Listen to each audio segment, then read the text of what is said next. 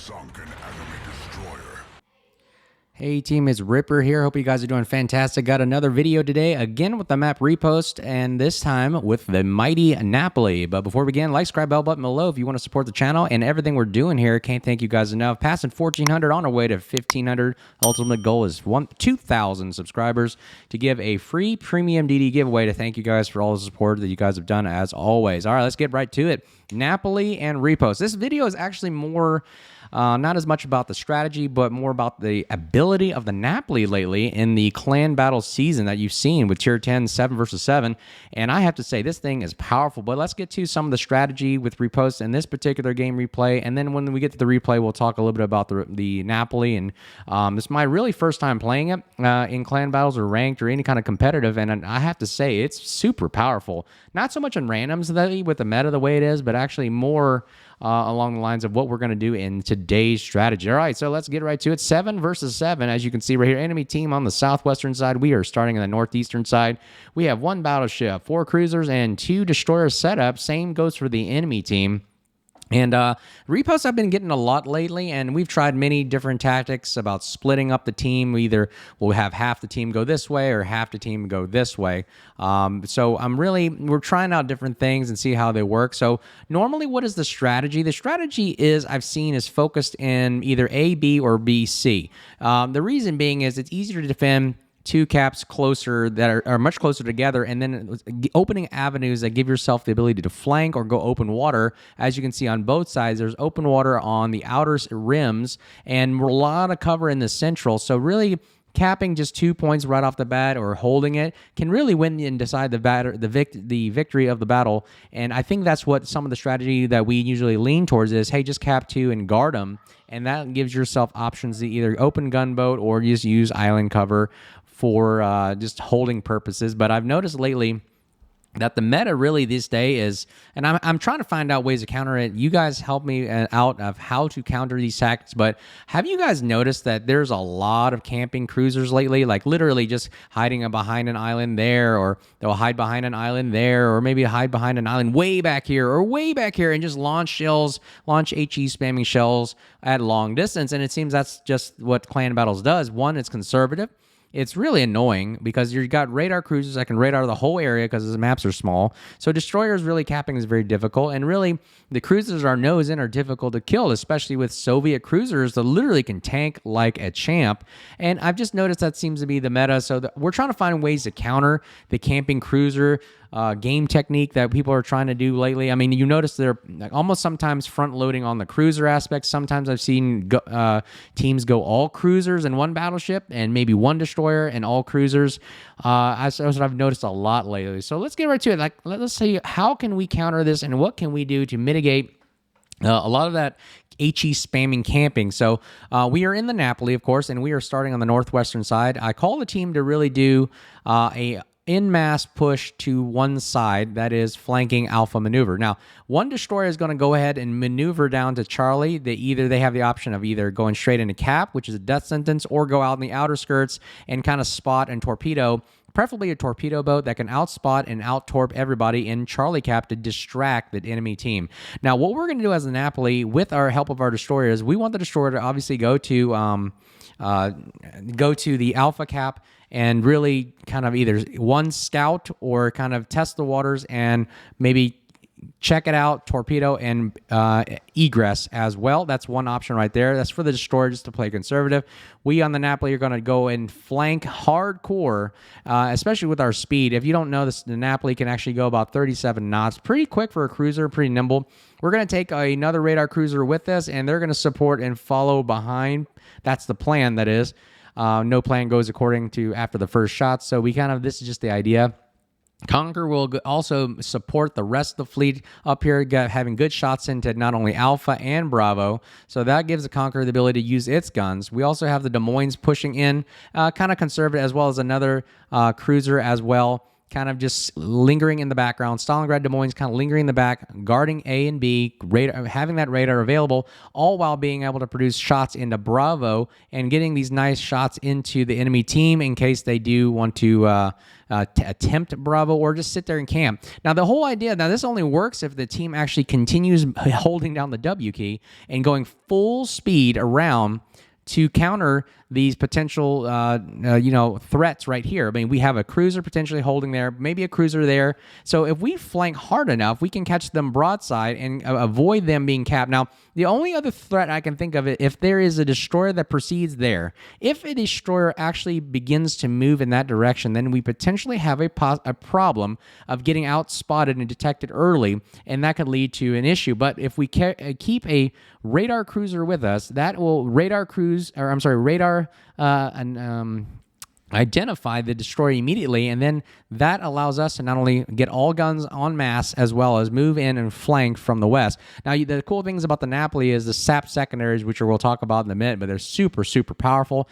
Definitely will eat any destroyer alive if you can radar and hold them visible long enough for it to happen. Meanwhile, our destroyer will proceed into alpha. Either has two options. Either the destroyer will proceed to continue flanking into the rear flank of the enemy team, or linger in alpha and even cap Bravo. So you have the options of A and B, and also flanking to eliminate their threat, as well as prevents them from camping in the background, because we don't like pesky campers in the background. That's not a game. It's boring.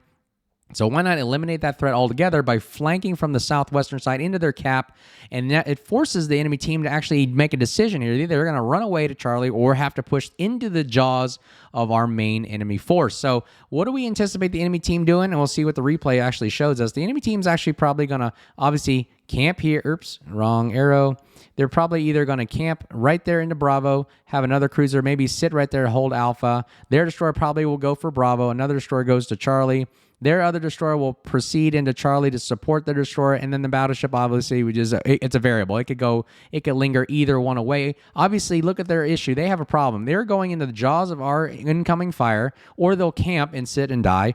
Their DD has to either make a decision as to cap Charlie and then proceed into the jaws of Bravo, or continue into our fleet right there. And then obviously the rest of their flank will either proceed and swing in from the eastern, because we're pushing them out, and that causes kind of this clockwise motion here. But again, I feel like that if we use speed and agility of our cruisers and destroyers, we definitely can overcome this battle. But let me know what you think in the comments below, what your techniques and strategies are on repos, and then we'll take a look at the replay to see actually what actually transpires and what happens. But let's get right to the video and see how it goes. All right, team, here we go. Coming at Riposte with the strategy right now with the Napoli, and we'll go into the ship characteristics of the Napoli in a minute. But looking at the mini-map right there, you can see as we're proceeding as we had planned, we've got Puerto Rico and me and Shimakaze going to Alpha and flanking northwest and to the west into the enemy's spawn area. And then we have our Stalingrad Des Moines holding in the middle, while our Summers will be distracting at Charlie and torping Conqueror in the background. So let's see if this strategy actually plays out and works out. We're going behind the island here for cover and masking, so that allows us to sneak into the enemy flank. Now, Napoli, if you guys don't know, it's the Italian cruiser. I think it's available for coal, I believe, or something like that. And I didn't really pay much attention to it. I mean, it's a cruiser, right? I don't really care much for cruisers, but this thing is a little bit different. This thing is like a little turtle with a hardcore shell. You're talking about some significant armor along the midsections, and really just being able to, it can withstand Des Moines guns. That's ridiculous for it to withstand HE cruiser guns. And the biggest selling point right now is the SAP secondaries. You're going to see them activate right now. It has the highest secondary DPM for cruisers in the game right now, and I'll put up a picture of that in a minute, with 417,500 SAP secondary DPM. Ridiculous. Great reload. The reloads on these things is 3.2 to 7.5 seconds. Two types of guns, SAP secondary guns, 152 millimeter, 90 millimeters, that is, sorry. And then we have the penetration of the SAP secondaries is 26 to 42 millimeters. That's ridiculous. 325 shells per minute? Come on. Main battery is not much to gawk at, 254. Look at this broadside headgear right here. And you can see the secondaries going off right off the bat. the 203 sets of 254 millimeter guns, so 9 guns total. Look, we get a shot off right now. Look at the kind of damage we get. Then we get a citadel. Very, very nice. That's some of the power that this Napoli can provide. The HE shells do pretty good damage.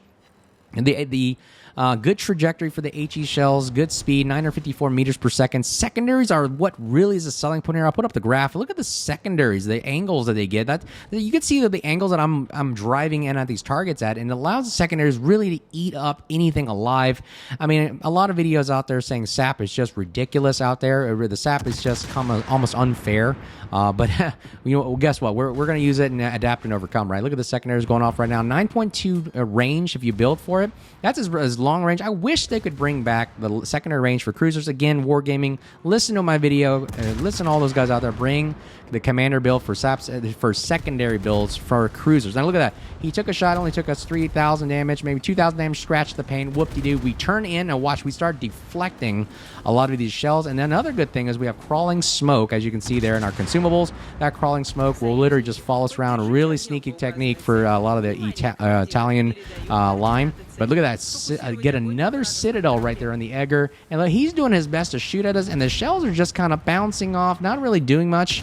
Not really, kind of just scratching the paint. Look at this. And look at the angles of the secondaries right here. This is incredible, ladies and gentlemen. I mean, this thing, it is annoying to fight against. I'm telling you, this thing is like a little turtle that doesn't give up. It just keeps driving at you. Look, I'm just going to go slow and rolling it, and we get a nice, waiting for that nice shot to develop there. Full broadside Egger, and do we get the kill? And boom, Citadel. Splash 1 RB back to Porty. 2 Citadels on the Egger right there. And he goes, and here comes a broadside Stalingrad. And look, we have torpedoes. Torpedoes are not the strongest suit for the Napoli, but they're there. Why not use them? They only go about 50-something knots. Nothing to gawk at, but they're there. They do something, right? Now, but the bread and butter is the secondaries. You can see these things have not stopped firing the whole time we've been in this engagement right here. Maneuverability is great. It can make these nice turns, but we take a lot of damage right there. We're going to need that heal right now. But you know what? Look, our armor is what's keeping us alive. And look, the Stalingrad has nothing to do but turn away to avoid the torpedoes. He's getting railed by all these SAP secondaries right now. And we've got the AP, and we takes a torpedo, something he's probably not happy about. Didn't do that much damage, but guess what? We got another set on the left side, and here comes the secondary shells again, firing on these amazing arc angles. We fired torpedoes right there, but you know what? We got the nice booty of the Stalingrad. Why not shoot right in the weakest part of the armor? And we missed. It didn't do much right there, and we get the sap. Or I'm sorry, flooding damage. See, look, this thing comes with everything. We pop the smoke. Here's to take a look at the smoke right now. 45-ish seconds of smoke crawling ability, where you can really just use that to go undetected and creep up on your enemy and just kind of stealthily move into the cap. Now, you can see the rest of our team right here is literally pushing, kind of holding, actually. Now, we were holding at Alpha, but the rest of us are pushing into their spawn and trying to proceed into Bravo Charlie. We're going to take out the Daring and eliminate their destroyer threat, all while our Des Moines, our Summers, and Stalingrad, we've lost our... No, we still have the Conqueror, who are going to basically just focus fire on one ship at a time as they go in. Focus fire is the key to winning clan battles, ladies and gentlemen.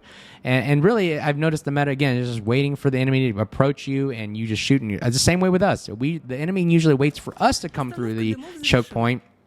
And then really it's just picking us off one by one. That's the fastest way to die. Clan battles, if you just take a single line of ships, one down the other, they're going to just get picked off one at a time. If you just go down the conga line kind of style, you got to move together in force. And that's kind of like what we're doing right here. We got a Puerto Rico to my left, and I'm going to push this Daring. He's literally got nowhere to go. He's either going to go forward or backward, and typically most destroyers like to go forward. That's the bread butter, their speed.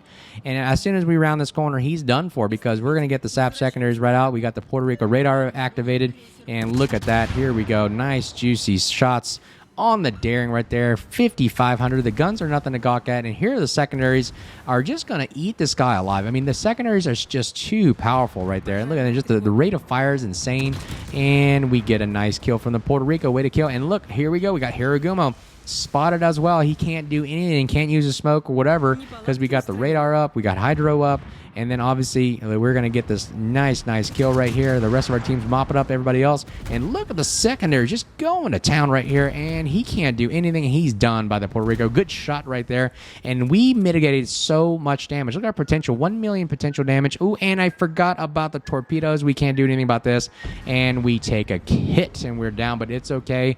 One cruiser left. The rest of our team did their job. did their assignments, stuck together, focus fired as they came through. We guarded Alpha Bravo like our plan was, and pushed the enemy team from the back flank there. But let me know what you guys think of that strategy, how it worked. What do you guys think about the Napoli? Do you think it's a viable, strong solution today in ranked and competitive and clan battles? Because I think it's a pretty powerful cruiser for kind of the meta of competitive where there's no CVs, no submarines, and little destroyers. This thing is a beast and a tank. I really recommend it. If you haven't gotten it, check out the Napoli. It is so freaking powerful.